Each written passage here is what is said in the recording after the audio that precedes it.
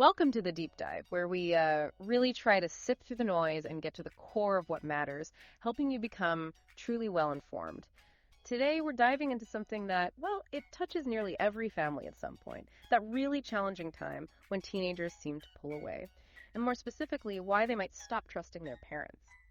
Okay, so let's unpack this a bit. Our insights today, they come from a really unique place. It's an episode of Decoding the Teen Mind, and the title is quite provocative. The Dark Truth Parents Ignore, Why Teens Stop Trusting Them. Mm-hmm. But what makes this really compelling isn't just the title, it's the messenger. This isn't some academic theory, not really. It's narrated by TK, who's 16, and he brings this incredible mix, Atlanta-born, African roots, American hustle, currently living in Nigeria. So these insights, they're straight from what he calls TK's diary. It's a pretty raw, unfiltered look into a teenager's mind.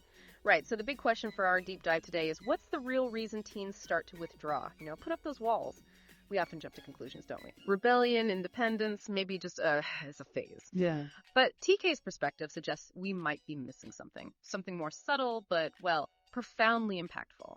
The truth, as he lays it out, it might be surprising, and maybe it stings a little.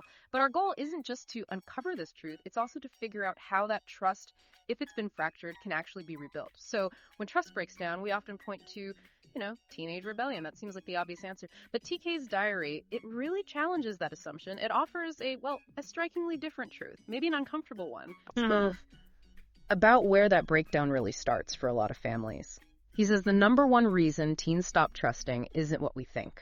Not defiance, not just being a teenager. Right. It's something much quieter, a pattern of broken promises. And what's fascinating here, really, is how this completely reframes the whole narrative. Yeah.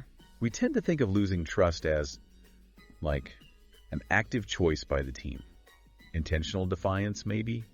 But TK's account highlights something, more insidious.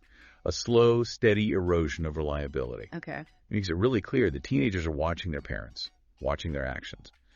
And with the level of scrutiny, attention, that most parents probably just don't realize. Right. We don't think they're noticing that much sometimes. Exactly. It isn't about them actively trying to rebel. It's more about them silently observing. How consistently do my parents show up? Not just for the big things, but maybe more importantly, in those small everyday moments. It's easy to talk about broken promises as an idea, but TK's diary makes it very concrete, doesn't it? Very real. Yeah. Can you give us a couple of those examples? What does it actually look like from a teen's point of view? Absolutely. He paints a really vivid picture. Imagine a parent saying, "I'll definitely be at your game," right? Mm-hmm. But then, life happens, something comes up, and they don't show. It's understandable from the parent side, maybe. Sure. Or maybe they say, "Look, we'll talk later," when their teen tries to bring something up, something important to them, and then later just never seems to happen. Yeah, that later, that never comes. Exactly. These aren't, huge dramatic betrayals like you see in the movies, are they? No. They're the quiet, almost mundane little moments. But collectively, that's where the real damage happens. And those quiet moments, they don't feel like a huge deal to us as parents in the moment, do they? Not usually, no. It's just, I had to reschedule, or it was just a really busy day. But what's the unspoken message the teenager is actually hearing? And that's really where the insidious nature of it lies. For a teenager, these aren't just minor slips. They feel them deeply, like breaches of an unspoken agreement almost. So when the parent doesn't show up at the game, the message the teen gets is incredibly clear and painful. It's basically, "I can't count on you." It's not really about the game itself. Right. It's the reliability. It's the reliability, yeah. Feeling like they're a priority. And similar, when that promise conversation never happens, the teen's internal conclusion is just as stark. My feelings, my thoughts, they just aren't important enough for my parents to actually make time. Wow. These are silent messages, yeah, but they echo really loudly inside. They build up over time, and they form this powerful internal story the teenager tells themselves about whether their parents are truly trustworthy. So it's not the big explosive arguments we tend to worry about the most. Not primarily, no. It's these quiet, accumulating disappointments that really chip away at the connection. That seems to be the core message here. That really challenges how we usually think about it. Because we often focus on those big fights as the breaking points. But TK's insights, straight from his diary, they tell us it's the little cracks. The little cracks. Those everyday moments where words and actions just don't quite line up. Those are the real culprits. Precisely. And the impact of these small breaches is, Well, it's profound, largely because they often go unaddressed. They're not confronted. Right. Teenagers, TK explains, they might not call their parents out on these things directly. Instead, they just silently withdraw. You might stop talking about the important stuff. They stop sharing what they're really feeling or going through. Yeah. But the real worry here, if we connect this to the bigger picture, this withdrawal often leads them to find other places to feel heard. Right. And those places. And maybe those places aren't safe. Now, that doesn't always mean physically dangerous places necessarily, but they might lack the safety, the unconditional support, or the guidance that a trusted family connection offers.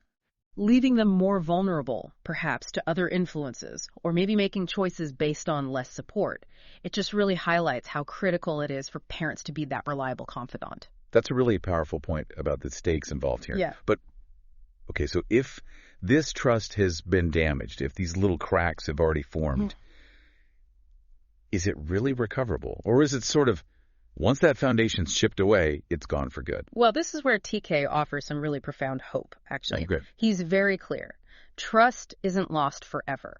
It absolutely can be rebuilt. And that's the really powerful message, I think. He actually lays out 3 very practical, actionable steps to mend those cracks and strengthen that bond moving forward. And these steps aren't just abstract ideas, right? They come directly from a teen's experience. Exactly. Reflecting what they actually need to feel secure and connected again. So, okay, let's dig into these. Step 1 is? Acknowledge honestly. TK suggests parents literally say something like, I realize I've let you down sometimes and I want to do better. Now, for a lot of parents, admitting fault, especially to a teenager, can feel counterintuitive, like you're undermining your authority. Right. That feeling is common. So why is that vulnerability actually a strength here? How does it help rebuild trust? That's a really key question. Yeah. And you're right, there's that fear of losing authority. But that humility, that honest acknowledgement, that's precisely what disarms them. Okay. Think about it from the teen's perspective. They felt unheard, maybe unseen in their disappointment. So an honest acknowledgement from a parent without defensiveness, it can feel revolutionary. Yeah. It creates an opening, a chance for connection. It validates their experience. It basically tells them, I see your feelings, I get your perspective, and I take responsibility. That's huge. It is. It's foundational for rebuilding any relationship, really. Yeah. But especially with a young person who's so tuned into authenticity, it signals strength, ultimately, not weakness. Okay. That makes a lot of sense. So, moving on to step 2. Follow through consistently. Yes.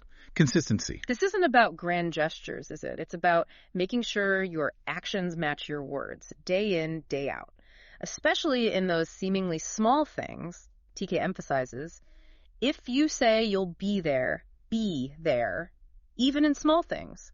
So how does this consistency, sort of brick by brick, start to repair that broken bridge? Well, that's where the real rebuilding happens. That brick by brick analogy is perfect. Consistency doesn't just build trust from scratch. It actively rebuilds those broken bridges. Right. Every single time you follow through, no matter how small the promise seems to you, you're adding another brick. You're solidifying that foundation. You're showing your team through actions that your words are dependable. And therefore, you are dependable. Exactly. And that's how that internal narrative they might have built, I can't count on you, slowly transforms. It becomes, okay, maybe I can count on you. It's that continuous demonstration of reliability. And that communicates care and commitment far more effectively than just saying sorry ever could. Okay. And then finally, step 3, create safe spaces. Crucial. This is about cultivating an environment where your teen genuinely feels heard. Not judged, not immediately lectured. Heard and valued. The advice TK gives is pretty direct. Instead of jumping to lecture, listen. And he offers this key question to help. Ask, how did that make you feel? Such a simple question. It is simple, but as parents, often our instinct is to jump in, right? Fix the problem, offer advice immediately. Absolutely. The fixer instinct is strong. So how can we really lean into this listening part without giving into that urge to lecture? It's a profound challenge for many parents, definitely. But that one question, how did that make you feel? Yeah. It's incredibly powerful precisely because it shifts the entire dynamic. How so? It tells your team very clearly, your feelings matter to me. Right now, I'm here to understand you, not to immediately fix it or judge you. It moves away from that sort of parent-child hierarchy, just for a moment, into a space of empathetic connection. So instead of just offering solutions or judgments right away, you're inviting them into their own internal world. You're giving them space. Exactly, space to share. And that fosters an environment where teens feel truly heard, valued, understood. And that's critical, because when teens feel their emotions are actually safe with you, they're much more likely to open up, to share their struggles, instead of just retreating into silence or going elsewhere. Yeah, it's clear this isn't like flipping a switch. Rebuilding trust won't happen overnight. Definitely not. It takes time. It's a journey, isn't it? Not a sprint. But the message from TK seems reassuring. He says, every consistent act becomes another brick. Another brick in that bridge. It's about patience, persistence, even when it feels like maybe a slow climb back. So after digging into all of this, what's the really big takeaway here from TK's diary? It seems simple, but maybe profoundly impactful. That trust. It isn't about perfection. It's about consistency. That feels like a huge reframing for a lot of parents. I know it is for me. Absolutely. And I think that distinction is actually quite liberating. Yeah, how so? Well, your teen doesn't need a perfect parent. Someone who never makes a mistake, never breaks a promise occasionally. That's impossible. Right. Unrealistic. What they fundamentally need is a present one.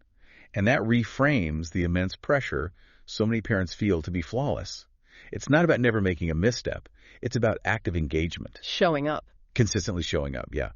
And, crucially, making the effort to repair things when they inevitably go wrong. Which raises an important question for all of us, doesn't it? What does present truly look like in our daily lives? Is it just being in the same room, or is it that emotional availability, that consistent follow-through, that willingness to understand and to mend things when trust gets bent or broken?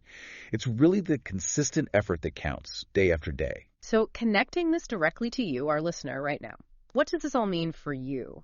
TK's insights aren't just for understanding, they're really a call to action. He poses this really powerful question, sort of a prompt for immediate application.